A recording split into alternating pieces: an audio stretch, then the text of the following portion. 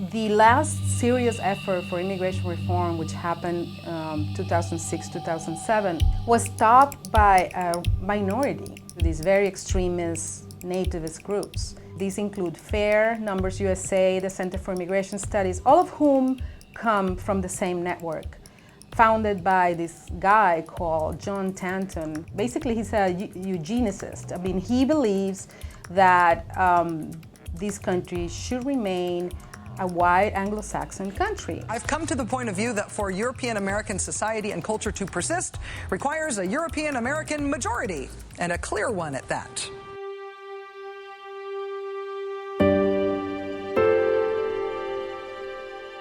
People talk about the problem of integration. Well, immigration, this country has always dealt with that problem of integration.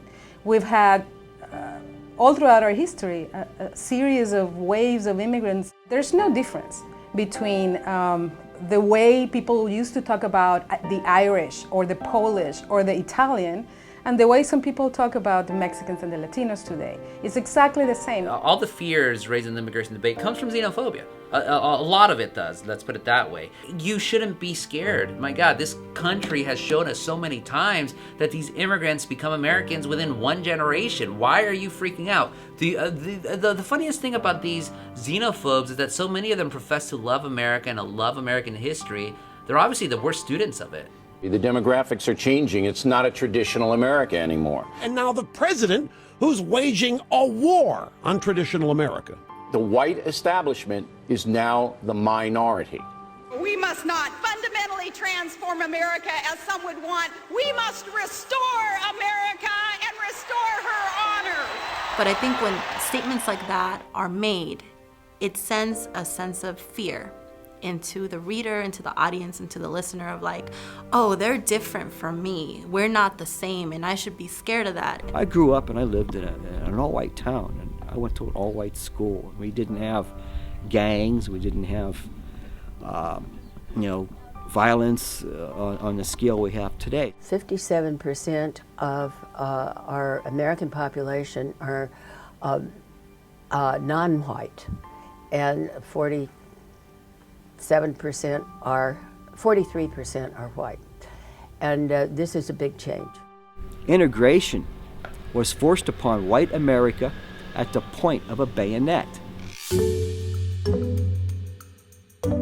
Enforcement's always the first thing that people propose when it comes to immigration reform because it's the easiest thing to propose. Just get a whole bunch of soldiers, a whole bunch of guns, a whole bunch of fence, and a whole bunch of drones, and therefore the immigration problem gets solved. The focus of immigration policy in this country became enforcement. As the Latino population grew in the United States, there was already a reaction. So that reaction turned into a series of laws or anti-immigrant laws and pressure into the federal government to actually start deporting more and more people and enforcing immigration laws in a more stringent way. It's almost like you're being sold a bill of goods. It's like, well, we're going to have reform and we're going to have to, keep the enforcement up and, and the deportations will still go up and, we're still going to separate families because, we want that balanced immigration. And we need to step back for a second as a country and say, why are we doing this?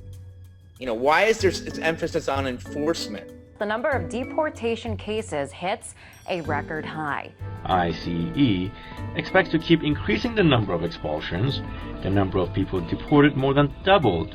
The easiest image for the American media to use when it comes to immigrants is right on the border. It is of streams of people coming in, either swimming through the Rio Grande or lining up or walking through miles in lines across the Sonoran Desert. And those images just make it seem like it really is a true invasion. It's sensationalized. That's what media does. Media always sensationalizes. The media always simplifies the issues at hand. So when the American public sees all these people coming into the United States, then the easy response is, okay, let's stop it by putting a bunch of military men there.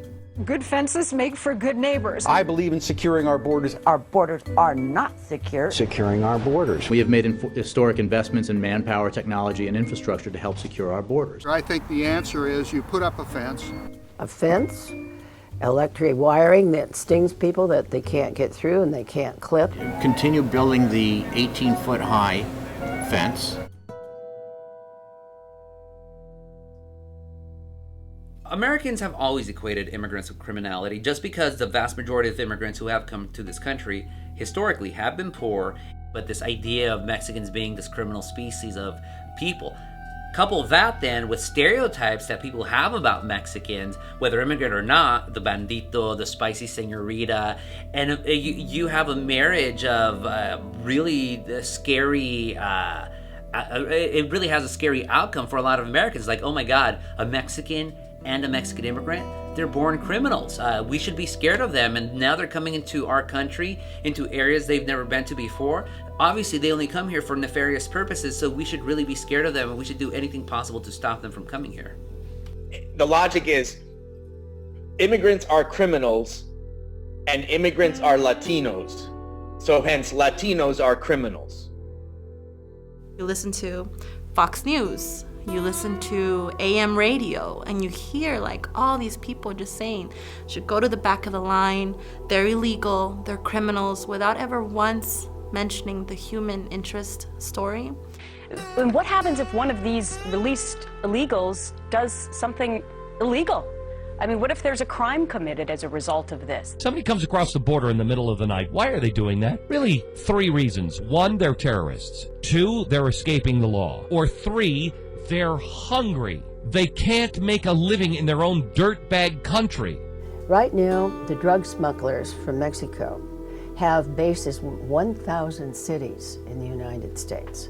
Why do we think that? Well, we know they're criminal. A lot of these human traffickers, especially sex trafficking, are controlled and owned by liberal media interests.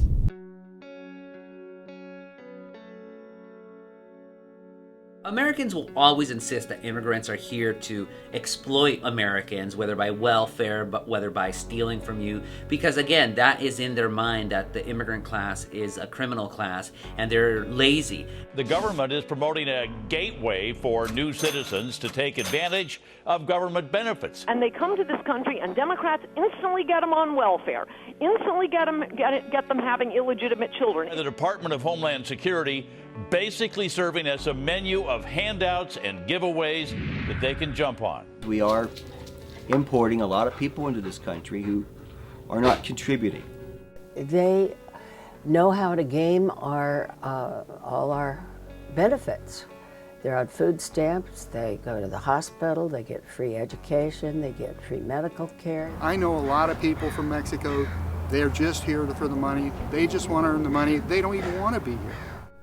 I got this amazing question one time in my Ask a Mexican column. Somebody asked me, whatever happened to the lazy Mexican? Because I hear nowadays they're stealing our jobs. And what happens with the American mentality and immigrants, it's a bifurcated position. They're either incredibly lazy or they're stealing everything we have and they're trying to leech off of us.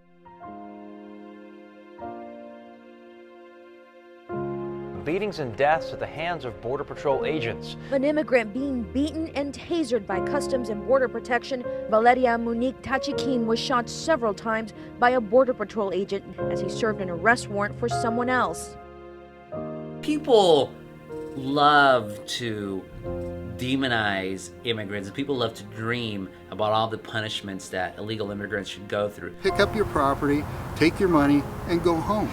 And when they do that, the problem is basically solved. We're not saying they have to be deported by ICE. Let them live in the United States as illegals in the shadows until they decide to go home. This country was always about that dream, the American dream, to come here and find a better life and having your family here. What we have had in the last 20 years, this sort of enforcement-only strategy is not the path to continue to follow into the future, because it's hurting immigrants and it's hurting the United States' economic future.